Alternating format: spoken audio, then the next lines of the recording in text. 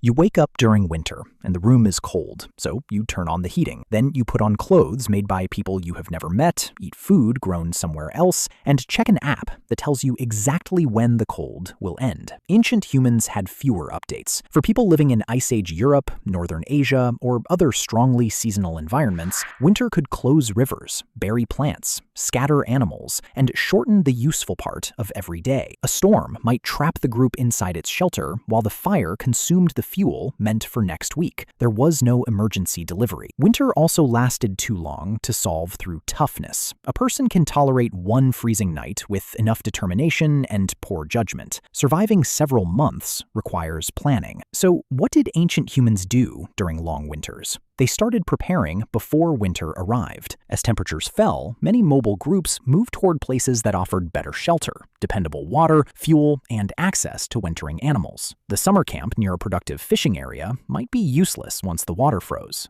A sheltered valley could become valuable because it blocked wind and concentrated game. This seasonal movement was not random wandering. People returned to landscapes they already understood. They knew which rivers remained accessible, where herds passed during colder months, and which shelters became uninhabitable after heavy snow. Winter survival depended on remembering what the landscape did last winter. Around 45,000 years ago, small groups of Homo sapiens occupied Ilsenhöhle at Ranis in Germany during conditions several degrees colder than today. The animal remains around them included reindeer, woolly rhinoceros, horse, and other cold-adapted species. Evidence suggests these people were highly mobile and visited the cave for relatively short periods while relying heavily on large mammals. They had entered northern Europe before the climate became polite. The cave helped. Although caves were never automatic luxury accommodation. Some were damp, some trapped smoke, some sat far from water. Others were occupied by bears and hyenas, both of which had stronger arguments for keeping the deposit. At Ranis, cave bears and hyenas used the site far more consistently than humans did. People appear to have moved in and out when conditions made the cave useful, rather than claiming it permanently. When natural shelter was unavailable, groups could build their own. The exact design depended on local materials. A framework of wood or bone could be covered with hides, vegetation, or bark. A low shelter was easier to warm than a tall one because there was less air inside demanding attention. Snow packed around the outside could add insulation, while hides blocked wind. In Upper Paleolithic Eastern Europe, archaeologists have found large circular arrangements made from mammoth bones.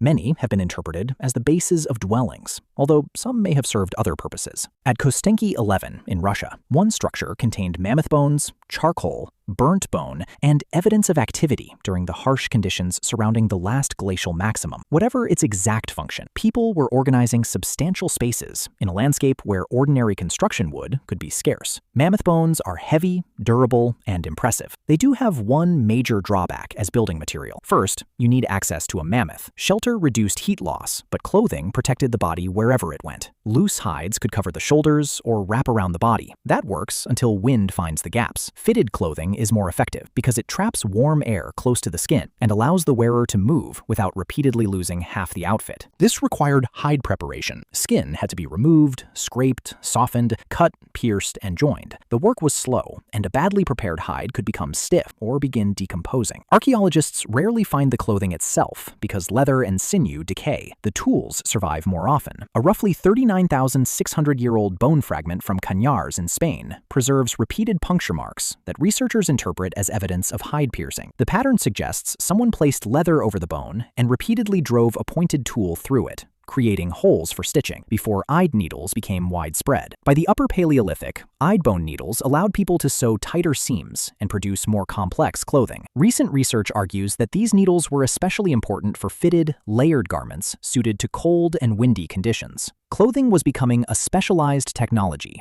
rather than an animal skin placed over whichever body part complained first. A winter outfit may have included separate coverings for the torso, legs, hands, feet, and head. Footwear mattered enormously because frozen ground could remove heat quickly and damage exposed skin. Dry insulating material placed inside a hide shoe could improve warmth, while wet footwear could turn a manageable journey into a serious problem. Staying dry was nearly as important as staying warm. Water conducts heat away from the body faster than still air. Sweat trapped inside clothing could become dangerous once a person stopped moving. A wet hide lost some of its insulating value, and drying it required fire, space, and time. Ancient winter clothing therefore needed maintenance. Seams broke, hides stiffened, footwear wore through. Snow entered places it had no practical reason to visit. A long evening beside the fire was often a repair shift. Fire provided heat, light, cooked food, and protection from many predators. It also required constant management. A fire could not be treated as furniture. Someone gathered fuel, kept it dry, adjusted airflow, removed ash, and prevented sparks from reaching the roof. A small fire in an enclosed shelter could produce smoke faster than warmth, especially when damp wood was used. Cold landscapes also created a fuel problem. Trees might be sparse, buried, or located several kilometers from camp. People could burn shrubs, driftwood, animal bone, or whatever combustible material the environment offered. Research at mammoth bone sites in Eastern Europe has found both wood charcoal and burnt bone, suggesting that people used more than one fuel source when necessary. Every warm night represented work completed earlier. Someone had walked out, gathered fuel, carried it back, and kept it protected from moisture. Firewood looks free until you calculate the delivery costs. Food was an even larger problem. Winter reduced plant growth and made many resources harder to reach. Large animals remained available, but hunting them in snow and cold consumed enormous energy. A failed hunt cost more during winter because the group had fewer alternatives and less daylight for another attempt. The safest winter meal was often the one acquired before winter. Meat could be dried or smoked, fat could be rendered, nuts and seeds could be stored where available. Cold temperatures slowed spoilage, allowing food to last longer than it would during summer. Even bones could act as containers. At Qasem Cave in Israel, researchers found evidence that people between roughly 420,000 and 200,000 years ago stored deer limb bones with the skin still attached and opened them later for marrow. The bone protected the fat-rich tissue inside for delayed consumption. This was not necessarily a winter practice at that site, but it demonstrates how deeply food storage and delayed use extend into human prehistory. Later hunter-gatherers developed storage on a much larger scale. At a roughly 9,200-year-old site in Sweden, archaeologists found evidence that substantial amounts of fish were processed and probably fermented in a pit. The technique preserved a seasonal surplus for later use and shows that northern foragers were capable of preparing food long before the hungry season arrived. Preserved food changed what winter meant. Without storage, people had to find enough food every few days. With storage, a successful autumn hunt or fishing season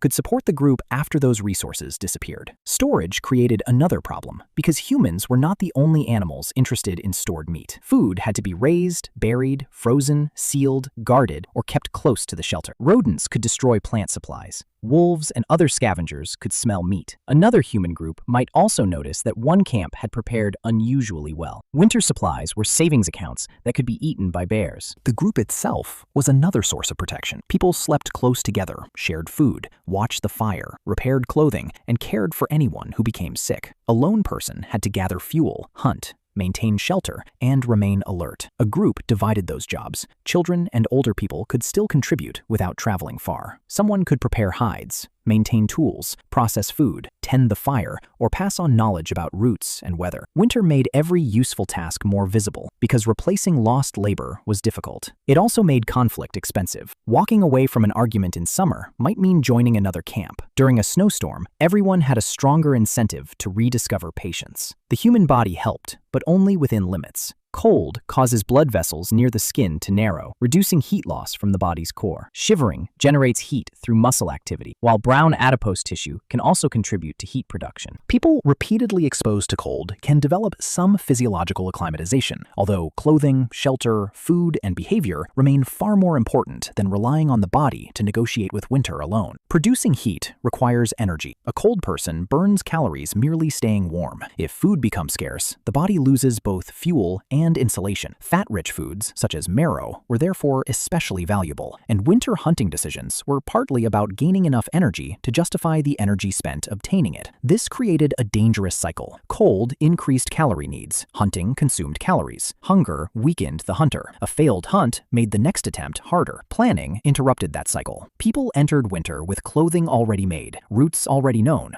shelters chosen, and food preserved when possible. They reduced unnecessary travel during severe weather and waited for conditions that made hunting safer. Some winters still ended badly. A prolonged storm could block movement. Herds could migrate elsewhere. Stored food could spoil or be stolen. Illness spread easily when people remained close together in smoky shelters. Infants and injured adults were especially vulnerable. Archaeology mostly preserves the groups that succeeded often enough to leave descendants and repeated camps. It says far less about families whose winter plan failed completely. So what did ancient humans do during long winters? They moved into places that reduced wind and kept food within reach. They built shelters, tailored clothing, maintained fire, and stored whatever the productive seasons provided. The most important work happened before the first serious snow. A winter camp was built from summer knowledge and autumn labor. Every repaired hide, dried piece of meat, remembered spring, and stack of fuel moved a future problem into the present, where people still had time to solve it. Ancient humans survived long winters because they learned to think months ahead. The cold arrived every year. Eventually, so did the plan. Thanks for watching. If you enjoyed this, subscribe for more. See you in the next one.